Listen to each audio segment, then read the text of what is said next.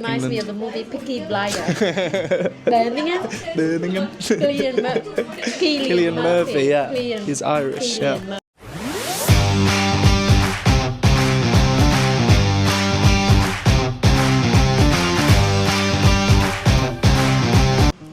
Hi everyone. Hello. Welcome back to IELTS TRANGBEC. Today I'm so happy to be with my very new friend, Aaron Redding. And please, would you mind introduce something a bit about yourself so people will know you? Of course. I'm Aaron. I'm from Sheffield, England. I'm 21 years old and I've been living in Vietnam teaching English for 4 months. For 4 months. So how do you feel so far as an English teacher? I'm enjoying it so far. I'm picking up the language a little bit, but it's quite a hard language, I would say. But yeah, I'm enjoying life in Vietnam. Yeah. So I knew Aaron through my previous teacher, Jack Black. So thank you, Jack, so much again for connecting us. Right. So today, as you know, like the biggest sporting event at the moment is The European Championships. the Euro 2024, and that's why we came up with some very common and nice idioms about football, basically about sport. Right. So what would be the first thing spring cross your mind? So it's quite fitting as well. Get the ball rolling. Get the ball rolling. so like we say, let's crack on. Exactly. Yeah. Or let's get the ball rolling. Let's begin. Let's begin. Exactly. Yeah. So it means let's begin, Yeah, right? of course. Very easy. So in which context do we often use get the ball rolling, you think? So it is more often used in a sport with a ball. Right. For instance, you couldn't say this in a running race or cycling because there's no ball. But yeah, in football game, as the whistle is blown, you get the ball rolling. And who blow the whistle? The referee. The referee. So the referee is the black guy, the guy in black. He is dressed in black. He might be black skinned, he might be white skinned, who knows? Yeah, he dressed in black and then he blow the whistle and then we get the ball rolling. Yeah, excellent, very good. My favorite number 2 is the ball is in your court. Very good. That's a very good idiom. What does this mean, Aaron? So this means it is your turn, essentially. It can be used for a lot of things. You were saying earlier, often in dating apps, it is the first message that is sent. The ball is in your court. The ball is in your court. Yeah, exactly. It's from tennis. It essentially means it's your turn to serve. Your go, essentially. Ah, right. Yeah. That's very funny when he mentioned, what's up is that? Yeah, Bumble. Very useful one, right? Very useful, yeah. Okay, and number 3, what would be your pick? I would say out of my league. League. League. What does league mean? So a league is a group of teams or group of people which compete against each other. Yeah. Right. So if somebody, normally we say somebody, right? Yeah. So if somebody is out of your league, it means he or she is Most commonly, they are above you. above So you. Yeah. better than you, know, Better in than terms you. of looks, intelligence, something like this. So it could be in terms of physical appearance. Of course, It could be in terms of intelligence, like he say. Actually, I know that idiom through the movie I watched I think 5 years ago when I went to the movie theater in Da Nang. And then the name of the movie is Out of My League. So basically, the guy in the movie, he think that he's not as good as Okay, yeah. the one that he has a strong crush. Yeah. Crush in or crush for? Crush on. Crush You on. would say, or Crush. You say crush. Yeah, a crush. Yeah. Crush on. Yeah. And then he said she's out of my league. Yeah. So basically, if you say somebody is out of your league, it means they are above you or better than you. Of course. Yeah. Thank you so much. Okay, what would be the next pick? So number 4, I believe. Number 4, right? We have number I 4 would already. say. Oh, we're number 5 now. Okay. We're number 5. I would say ahead of the game. Ahead of the game. I think it's very literal meaning in it. Yeah, exactly. Isn't it? Sorry. Sometimes, but I find in it sounds really It's entertaining. quick. Yeah. It's just not academic English. Exactly. You can't say this in an exam. You cannot say in the IELTS exam. You cannot say in it with the examiner. You say No. isn't it? Of course. Right. So ahead of the game means So it comes from running. or any other sport which is a race, and it means you're ahead of all the other competitors. You're in front of them. You will win before they cross the line. Right. Yeah. How do you know exactly that kind of idioms come from which sport? Like how do you know? Like you say, oh, it's from running. Oh, it's from cricket. Oh, it's from tennis. Like how do you know? So a lot of the time it will be inference. There will be a clue in the idiom. Right. So for example, in the ball is in your court. You Obviously. have to think about which sport uses a court. Right. Football has a pitch, not a court. So you think ahead of the game could be more open, but I believe it's from running or a race type of sport. Yeah. Right. So would you mind explaining to students what does ahead of the game mean? So ahead of the game means you are in front of all the other competitors. You are better than the rest. Yeah. You're better than the rest. Yeah. That's great. Would you mind put your hand on Oh, here? I keep forgetting. Right. So if you are ahead of the game, it means you are better than, right? Of course, yeah. Like let's say we are talking about different student in the class, and Yeah. I say James is ahead of the game. Yeah. It means he's a straight A student. Yeah.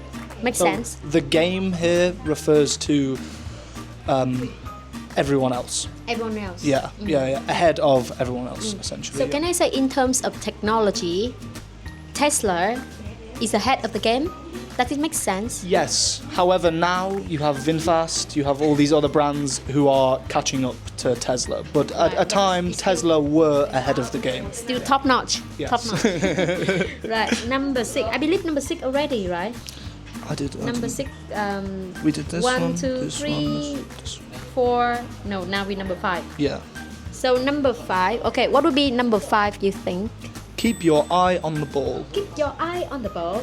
Sound very familiar with keep an eye on something. Exactly. Yes, it's very similar. So it means concentrate. Concentrate at the task at hand. Ah, right. So let's say, what would be the example for that? Okay, so you're playing badminton. Right. If I say to you, keep your eye on the ball, you have to concentrate on the shuttlecock. right. Or in tennis, keep your eye on the tennis ball. Similar to So this. both similar meanings. Yeah, both similar exactly, meaning, like yeah. both literal and Yeah, metaphorical exactly, way. yeah. So like, let me think of an example for that. Keep your eye on the ball. So let's say when I'm teaching, Yeah. and then I tell my students like, hey guys, keep your eye on the ball. Yeah. But when they misunderstand, like I think like the ball, They like, will initially think you mean Initially what ball? think, Where? like, What?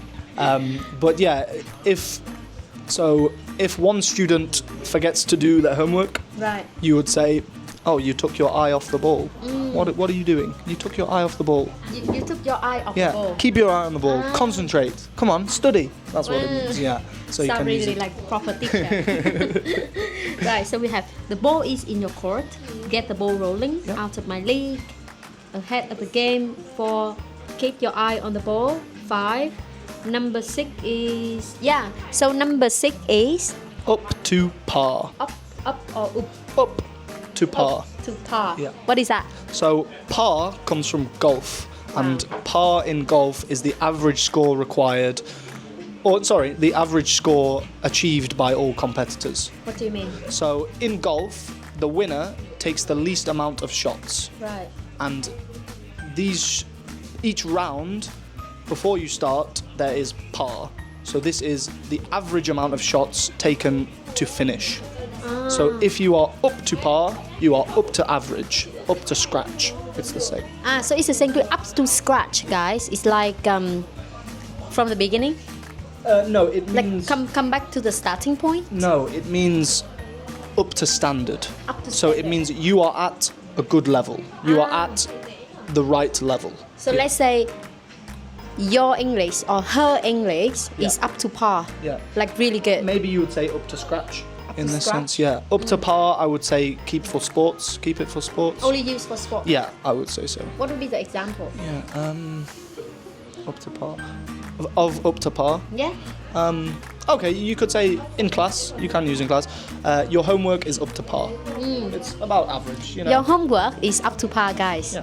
Your Only if you're good enough, though. If it's bad, you can't say up to par. If it's better, you would say your homework is exceptional.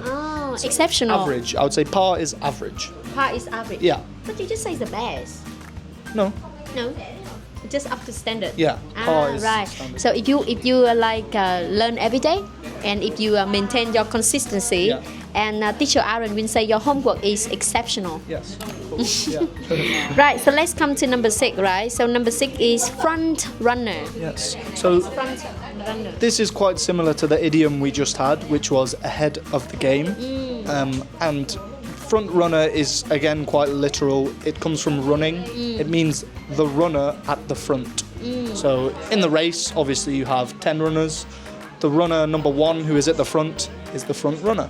Wow. So they are exactly the same with Yeah. ahead of the game. Exactly. Right. Aaron is a front runner at the moment. The top. The best. top, the Yeah, top, the best, exactly, yeah. top notch. 1, 2, 3, 4, 5, 6, 7. Oh, the front runner is number 7, guys. We chit chat could too have much. numbered them, yeah. And number 8, this is your idea. Yeah. So dig in. So Dig in. dig in. Dig in. So the same word dig, as in use a shovel and dig out. Did you And just say shiver? a shovel. What's So that? a shovel is what you use to dig a hole. Would you mind spelling that? So SHOVEL.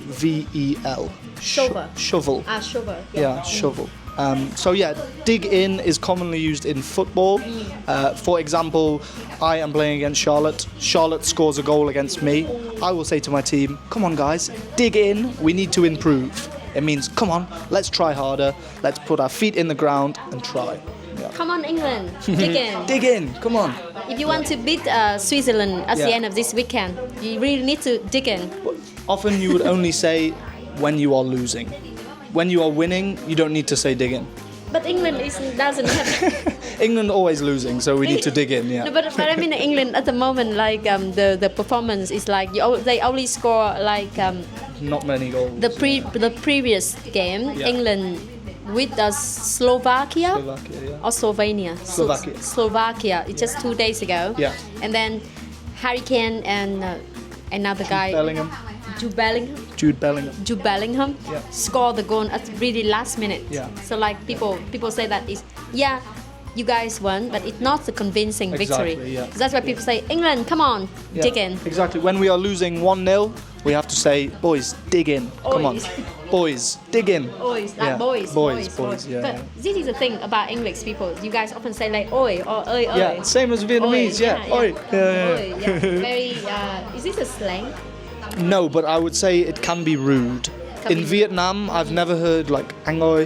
The oi is never rude. It's Right. like, I think if you say in Vietnam, if you say it in Vietnamese, it's similar to saying excuse me or hello. Hello.